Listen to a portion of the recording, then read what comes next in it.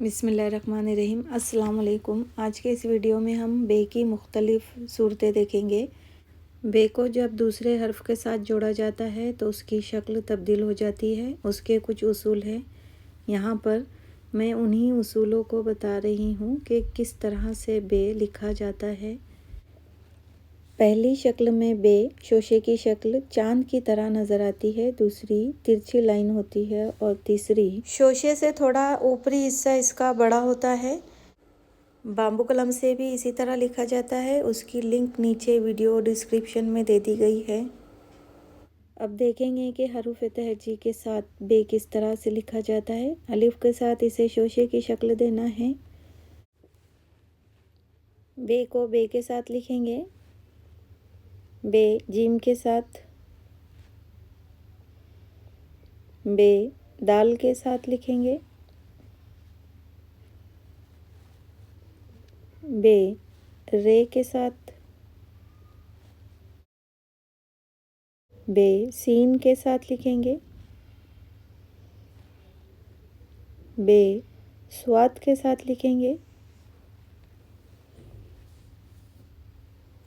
बे तोए के साथ लिखेंगे, बे ऐन के साथ लिखेंगे, बे फे के साथ लिखेंगे, बे काफ के साथ लिखेंगे, बे छोटे काफ के साथ लिखेंगे। इसी तरह से हर हर्फ की आपको भी मश्क करनी है। बे लाम के साथ लिखेंगे, बे मीम के साथ लिखेंगे।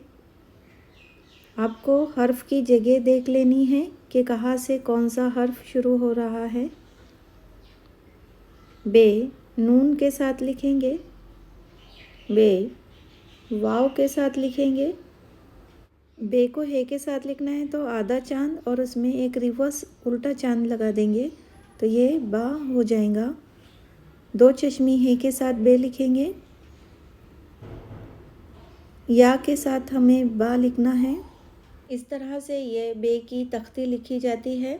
कलम से सीखना अगर हो तो नीचे डिस्क्रिप्शन में लिंक दे दी गई है, वहाँ से आप सीख सकते हैं। Thank you so much.